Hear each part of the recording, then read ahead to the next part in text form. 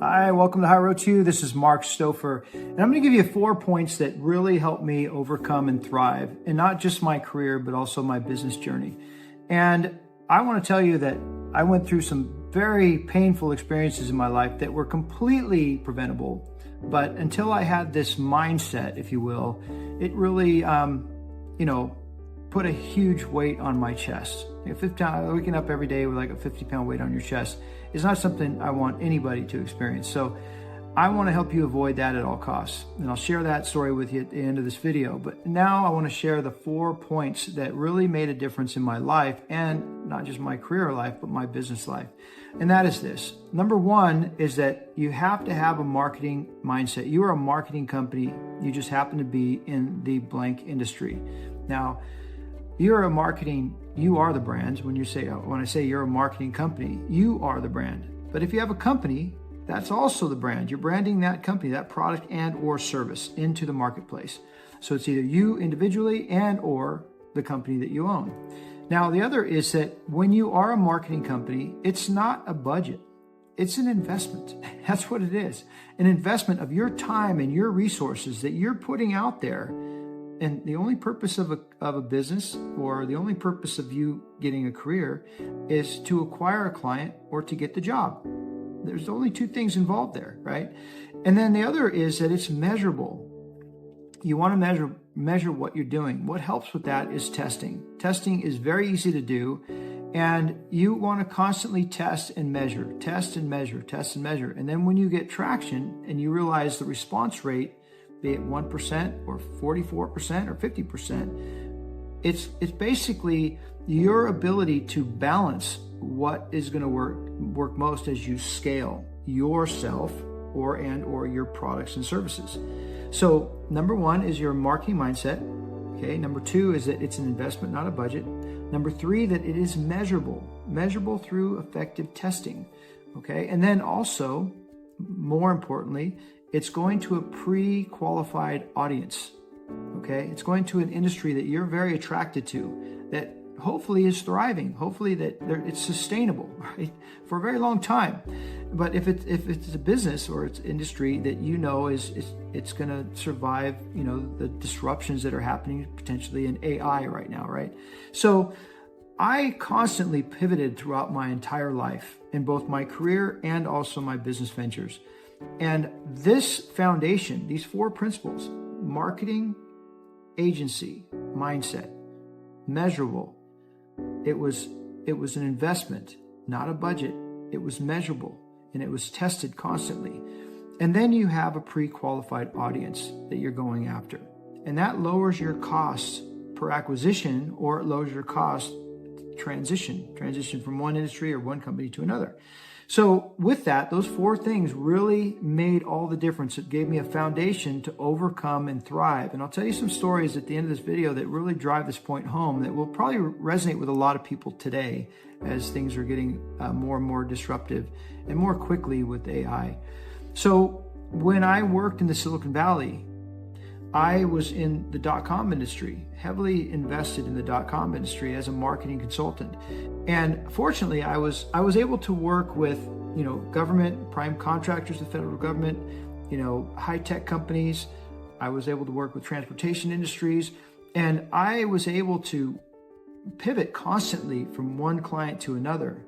But I'll tell you that what was my ability to be sought after was my branding efforts. I didn't want to be a peddler as a branding consultant. I wanted to be a consultant, as a marketing agency.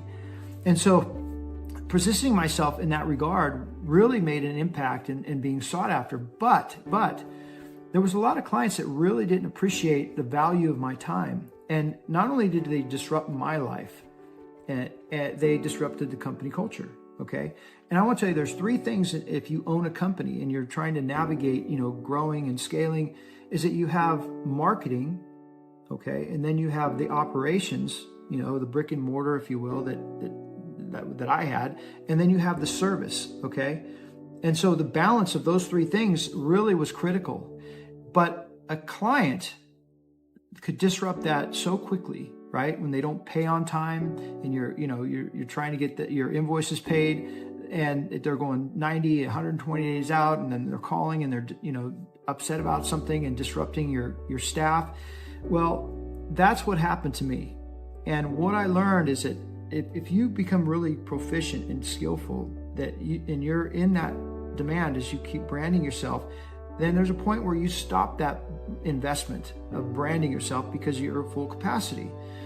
And that's why I encourage people to work on their business, not in their business, if they own a business, because it can't depend on you. Because if it does, you own a job, you don't have a company.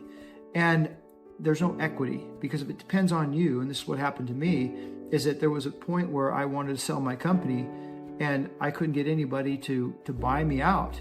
They wanted to acquire me, but basically become affiliates under their umbrella, right? So that was a hard lesson to learn. So basically what the point is that as I learned how to pivot and have this mindset that I was a marketing company first and foremost, that whatever I did was an investment, not a budget. The other is that it was measurable, and it's measurable because you test.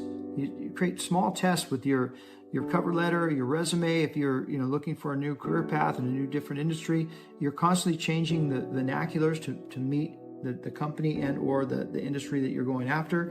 If you're a business owner, okay, you're sending marketing material out there to a very specific list, and that brings up my fourth very important criteria, is that it's a pre-qualified list.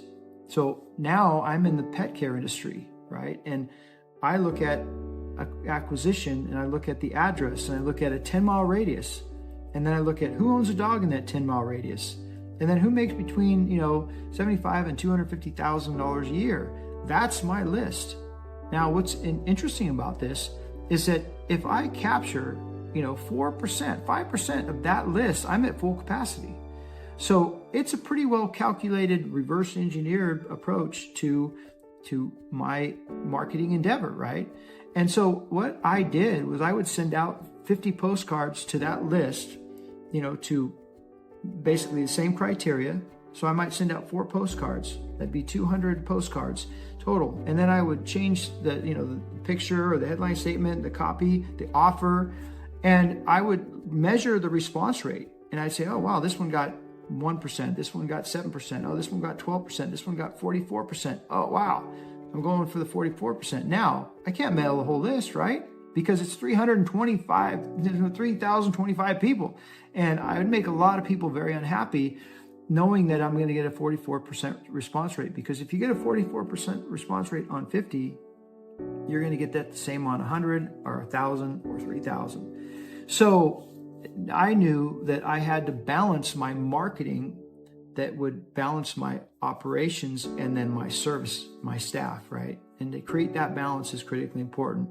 Marketing, operations, staff. So think about In-N-Out Burger, right? They open the doors and they have a line. And at the end of the day, they have to stop people and say, okay, this is the last customer we're going to serve. They have to turn people away. Now, in order to have balance in that operation, they have to have 20 people in that kitchen, right? And everybody's happy. So that's a really good example of where you want to be in your business or in your life. And so basically, I'll tell you that where I had a lot of pain and suffering is as a marketing consultant, I had well over 100 clients, and I was, they were calling me, and I was always, it was on demand, and I wasn't happy. I didn't have balance in my life because it depended so much on me. But what also was critically important to acknowledge and realize is that the reason I wasn't happy is because there's a lot of clients that just didn't really appreciate the value of my time. And, a lot of them wouldn't pay, their invoices, say for 90, 120 days out and 160 days out. And I have to constantly nag them to pay me what was owed. And then the other was that they would call my office and demand things and disrupt my staff. So I had to learn the hard way, and I narrowed that over 150 client or 100 client list down to say 25. And I'll tell you, I have found balance in my life. I worked a lot less and made a lot more.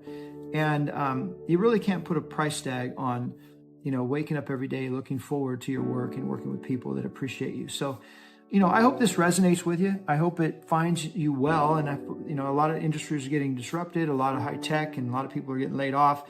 But I regret that it took about 2 years for me to take this 50-pound weight off my chest, and realizing that having this mindset, this marketing mindset, knowing that it's investment, knowing that it's measurable, knowing that I'm going after a pre-qualified audience, changed my life and really gave me the great balance that I have today. So with that, I hope this message finds you well. Thank you for watching High Road to You content, and this is where you take action. Nothing happens without action. Please share your story on how you incorporated nutrition, physical and social activity, how you incorporated accountability in your life, how you didn't ignore, you didn't deny, you didn't blame, but you pivoted through a difficult challenge in your life. And how did you build that foundation to overcome and thrive? And I hope this content allows you to enjoy the journey of that, right? That would be the biggest blessing for me. Share your story, share your milestones, encourage and inspire others. And with that, I wish you well.